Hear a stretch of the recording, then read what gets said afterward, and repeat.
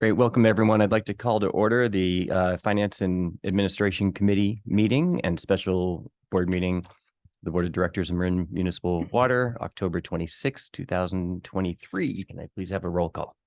Yes, good morning. Director Ranjiv Kush. Here. Director Larry Russell. Director Matt Sampson. Vice Chair Monty Schmidt. Here. And Chair Jed Smith. Here. Can I ask one of our lovely directors here to make a motion to approve the agenda or adoption of the agenda? So moved. Second. Great. And any public comment on the adoption of the agenda? There are none. Great. And a roll call, please. Director Kush. Aye. Vice Chair Schmidt. Aye. And Chair Smith. Aye. Thank you. Any public comments on items not on the agenda? There are none. Oh, I'm sorry. Ms. Terry Thomas would like to make like to leave a comment. Go ahead, Ms. Thomas. Thank you. Can you hear me all right? Yes. Excellent. My name is Terry Thomas. I'm the president of Marin Conservation League, and I have a couple of comments to make. First, I would like to thank so much Jed Smith, Ben Hornstein, and Elisa Irish for attending our Parks and Open Space meeting a couple of weeks ago and sharing information on the possibility of a water line between Muir Woods and Muir Beach. It was really helpful that you all had put in effort into it already. I had one update from that Larry Minikus shared with me. He had a conversation, I think Matt Sampson was in it as well, with Dennis Rodoni, and information was exchanged that Dennis also was interested in putting an internet connection between within the road corridor there, which makes it even stronger that it could be a feasible project. Second, that information seems to make Jared Huffman a real key in this project, in that the Federal Highways Administration is really fairly inflexible on both the timing and the space required in that project. And it would be really helpful to make sure that Jared and others were aware that with a little flexibility and in the design, we might be able to add a line of some sort at one side or the other of the road in the future if timing could not be extended. And third, I just wanted to continue to encourage the efforts and the support that you all have had for this project and all the different grant opportunities and connections that Jed has made on this. It's a really important project, and as everyone has identified, the time is now before the road gets repaired. So thank you very much. Thank you. There are no further speakers. Great. Thank you, Terry. I do have one comment on item not on the agenda, and Ben and Brett, I did communicate this to you, but I'd love to bring Vicky back in, have the administrative side of the FNA back in our meetings every month if possible, especially with the represented employees negotiations and where that's come out with our survey efforts and everything that we're doing to help the culture and morale in the organization. So that'd be fun to do next time, please. I would agree with that. Thanks. Okay, so item 4A, minutes of the Financing Committee meeting from September 28th. I'd like a motion to approve, please. Motion to approve. Second. Great. Any public comments on the minutes? There are none. And a roll call, please. Director Kush. Aye. Vice Chair Schmidt. Aye. And Chair Smith. Aye. Thank you. All right, and then item 4B, we'll have Jonathan Kohler, if I'm pronouncing that right, and talk about our authorization of Lagunitas Creek restoration. Thank you. Yeah, morning, directors. Jonathan Kaler, Fisheries Program Manager. Kohler's totally acceptable as well. I go either way on that one. So in June of this year, the district submitted a grant application to the California Department of Fish and Wildlife's Restoration Grant Program as part of their Protecting Salmon initiative. The request was for $4 million, $659,898. And this was to implement 6 of the 13 sites that we're currently planning under the Lagunitas Creek Habitat Enhancement Plan. In September, we received great news that the award for the full request was given to us. This grant will be used to hire a qualified contractor to implement these 6 sites, as well as consultants to provide construction management and monitoring support. Grant also includes funding for a natural resources technician position here at the district. And this would be to support compliance monitoring for 2 years, the 2-year term of the grant starting in 2024. So we anticipate that the limited term natural resources technician position will be 95 to 100% funded by the grant through reimbursement. CDFW does cap reimbursable indirect costs for staff time at 20%. So if we exceeded that, we would not be able to recoup those costs, but we don't know what that exact amount will be, and that'll be part of working with finance and through our annual budget cycle. So there are no other match requirements for the grant, which is really great, I'd say. Staff is recommending, so the recommendation here is that staff's recommending to review and refer to the board a resolution authorizing acceptance of the grant, authorizing the general manager to sign a grant agreement, and to recruit and fill 1 full-time limited term natural resources technician position within the fisheries department. Great. Any comment, board comment? Fantastic. Yeah, I agree. $4.6 million is really an incredible amount of resources to bring to the district to help do really important work and reduce obviously the cost and to the district and benefits to everybody. So I'm very supportive. Yeah, thank you for this. Per Terry Thomas's effort to try to get Coho back into Redwood Creek, what a lucky organization we are to have this tremendous staff that is protecting Lagunitas Creek, one of the great Coho habitats in the north coast of California, and another example of a reward for their hard work recognized by others. And this is just another phase in a long project, but super proud to be associated with it. So thank you. Is there any public comment on this item? There are none. Great. And I'd like a recommendation from one of our board members to review and refer this to a future board meeting, please. I'll recommend review and refer to the board. I'll second that. Terrific. All right, next item. Thank you very much, Jonathan. We have a monthly financial update for September 2023. Brett. Thank you, Chair Smith. My name is Brett Uppendahl. I am the finance director for the district. And before I begin my report today, I did want to welcome a new member of the finance team here behind me. Gregory Plum joined us as a financial management analyst earlier this month. He comes to us by way of the district's water efficiency department. So loss for water efficiency, but a gain for us for sure. Greg's worked here at the district since 2020. Prior to that, he worked in the water efficiency department for Sonoma, County of Sonoma? Sonoma Water, yes. And he worked there for 7 years. He has his master's degree from the London, MBA from London School of Economics, and he worked over on the other side of the pond in the investment world before coming here to California. So we're very happy to have Greg, and you'll be hearing more from him in the future. Welcome. I'll go ahead and start sharing my screen here now for the presentation.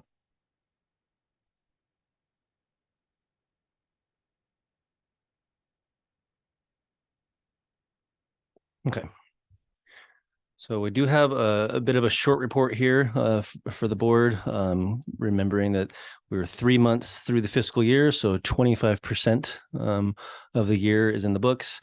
You can see here we start off with the revenues, and then obviously water revenue being the biggest source for us. We're at 23.5% of the fiscal year for our budget, which is to be expected as we do have seasonality with when the revenues do come in and just with the overall structure of our a rate cycle. The majority of our revenues will be received in the last couple months of this year as we get into the summer. So 23.5 is pretty good in terms of being on track within expectations. I'll have a slide on this in a minute that outlines that more. You can kind of scan to the bottom line there. Capital revenue also coming in fairly as expected.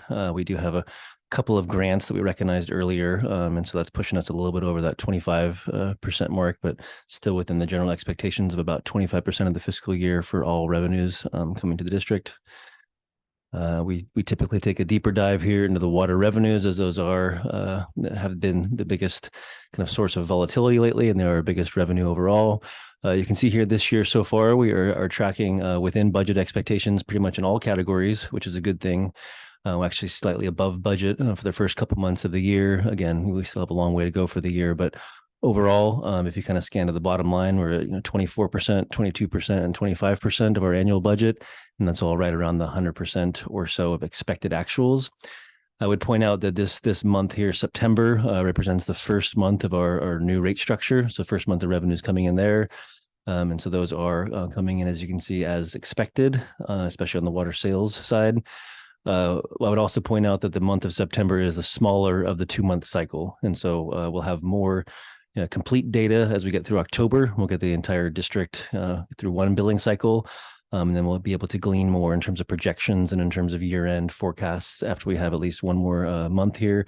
And likely after we have December, we'll kind of make our way through the winter months and then have a good sense for where we'll end the year, hopefully at the next finance meeting. So on track for now, looking forward to getting more data points as we go throughout the year. Brett, can you explain the watershed fee and how we're looking at that now different than previous years?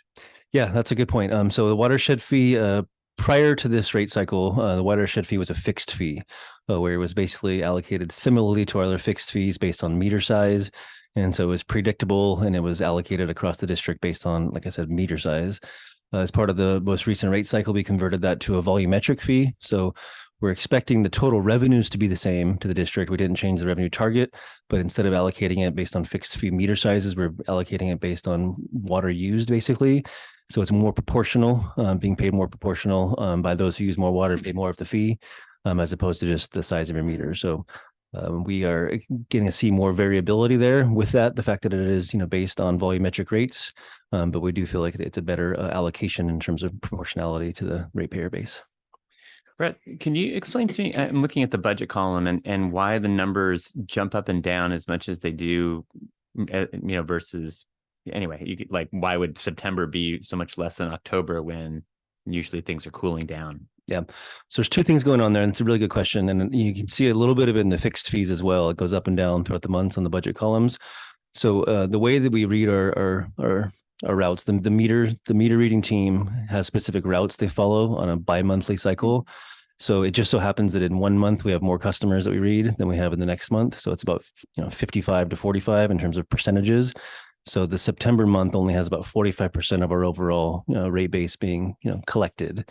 The next month we'll have 55% of it. So basically it's not an even split between the months in terms of how many meters are read out there and the overall consumption as well, as it does cover different geographic parts of the district. So different mix of commercial accounts, different mix of residential accounts. So that's where the up and down comes, generally speaking, between each month. And then we have a seasonality on top of all that. So then you expect to have relatively more, and it's hard to see here because we had our old rate cycle for July and August, but you would generally expect to see more July, August, September, October. And then you kind of go down into the winter months in terms of water sales, to kind of a lower baseline. And that comes back up again towards the summer of next year. That's helpful. Thank you so much.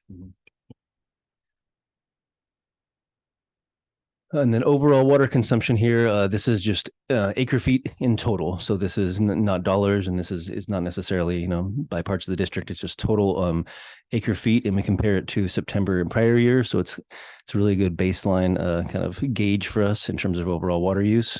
You can see here that we are seeing a little bit of a steady rebound, you might say, from the low points of fiscal 22. And then 23 was a 2 or 3% increase, and fiscal 24 now is about a 5% increase compared to the prior year. So it's all, again, within expectations. And I think we're hoping to see something like this, of a kind of return to normal in terms of overall water use from a financial perspective and a budgeting perspective. I would point out, as the dotted line shows, that our 10-year average at this point of the year would be 6,853 acre feet, and we're about 10% below that. So still well below historical averages. But again, that was expected. It was part of the overall rate structure.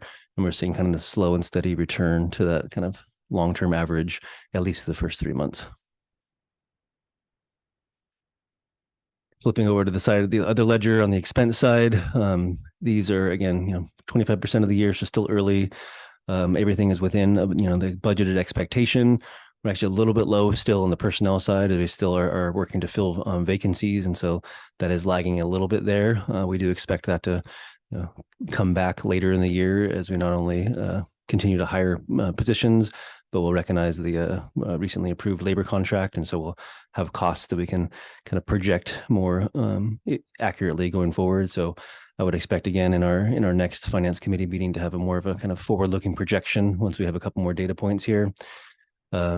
Capital expenses down there at the bottom, those do include encumbrances, and so not all that money is spent yet, but it's projects we have lined up and we have contracts out there for.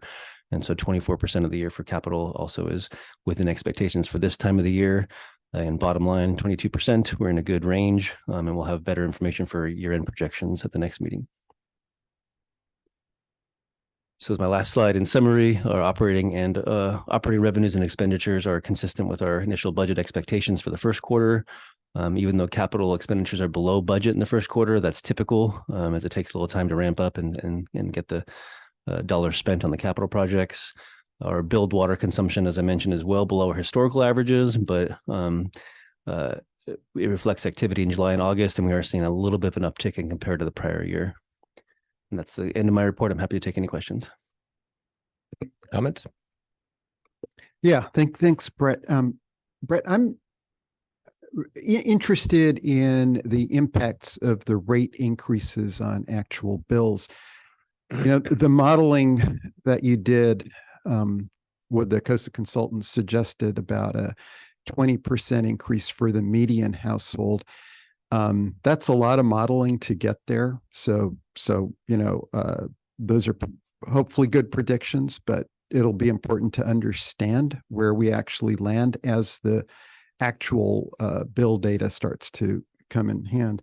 So I was just noticing from the report, I think it's, as you said, we're only halfway through that billing cycle. So it's too early to to start to do that analysis, but we can maybe start to see some trends that, for example, we have, you said in total, our, compared to the same time last year, our water sales and fixed charges increased by about 22%. So I don't know, that's a bit hard to say that's, equivalent to a 20% increase for the median household, but there's a obvious impact of the rate increase. I noted that billed water consumption was still about 2% below what we had budgeted for September. So we didn't actually hit our budget in terms of what we thought we were going to be selling, but our sales are about 103% of what we had anticipated. So it'll be good to see what the trends are, if our sales numbers are actually reflecting what we thought we would be earning in revenue based on what we're selling, or if they're going to be well above what we thought we would bringing in revenue based on what we're selling. Mm-hmm. So if maybe one request would be in future meetings, as we could start to understand what the impacts of the rate increases are, and if, is it really 20% for the median household or more, less? How is it affecting our overall revenues based on what we had projected? Mm-hmm. Yeah, definitely. And everything you bring up there is things that I'm very interested in as well. I think we're trying to find, glean what we can from the data. And obviously, as you mentioned, it was a model to begin with. And so we have to take a look at the actuals and analyze those and go from there. What I would say, just, general comment is that there's a lot of moving pieces in the new rate structure, right? And so, I think when we put out all of our notices and we said the median customer, should see about a 23% increase in their bill, that is a statistical mark for right in the middle of our customer base, right? And we have a wide variety of customers, that have different usage patterns. And so all that's really saying is that half of our customers will have a lower impact and half of our customers will have a higher impact. I would also say that the new rate structure is very much tied to water use. And so I think, whereas in past, rate models, it was, more weighted towards the fixed fees, and now it's more weighted towards volume. So customers who use more water than last year will see that on their bills, and customers who use less water than last year will probably have less of an impact than maybe, we had said in terms of the median, right? And so understanding the median too, the median is 11 or 12 CCFs per month, which, to some people, that's what, half of people that's more than they use, and to half of people that's less than they use. So it really depends where you are in that scale. So a lot of moving pieces. And with the tier changes, it really is very sensitive to water use. And so that's one thing we'll have to look at is kind of who is falling in the tiers, the different tiers now that we have set up, and does our median change, or does the customer profile change over time? And so we'll be looking at that specifically towards the end of this year.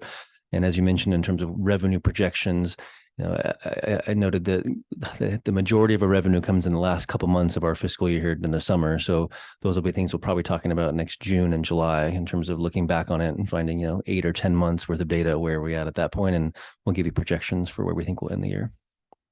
Yeah, I mean, this point you make is really good, that we actually can't get very accurate estimates of the impacts on revenues until we have the full annual billing cycle. So Exactly. Yeah. point well taken.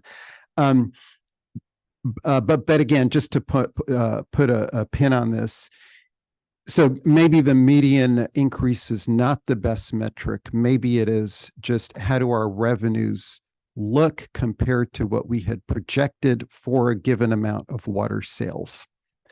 I think that's probably more accurate. I think we need to probably more looking at the revenues at this point and how does that project, with our overall expectations. And it'll probably take us a year or maybe even more, kind of a deep dive into the actual, account by account and kind of where the medians fall in those statistical, categories. But this year we'll probably focus more on revenue and is it meeting our expectations? Last comment, but recognizing that we will not understand the full impacts of the rate increases until we have 12 months of data. But in the reports, if we could continue to get updates on trends, are revenues wildly exceeding what we had anticipated for the same level of water sales, or are they right about where we would have expected? Okay, we'll do. Monty, any comments? No comments.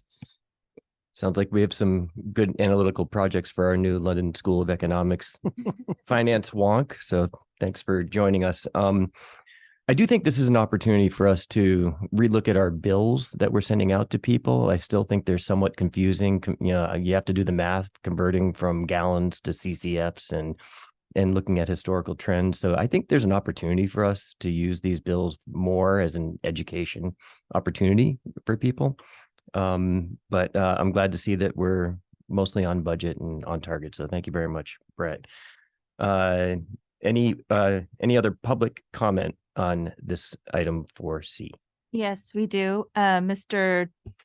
Topher Gaylord. Thank you. There we are. Thank you.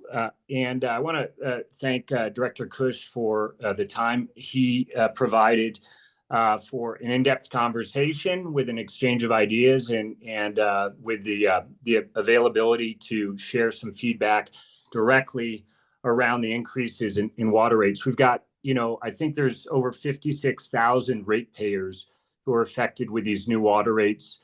And during the process of the rate changes, it was very clearly communicated both in the press and from the board and from the workshops that the average increase, maybe we're describing median today, but certainly the press has written about average rate increases being in the 20 to 22% range. If in October, and just to help this board and help ratepayers understand what's actually happening versus last year, and I just echo Director Kush's feedback today, which is just take the month of September, and you can see in the document in the agenda packet that the month of September is up 45% versus last year in actual money collected on essentially flat water consumption. So that's the reality. That's the first month of a trend.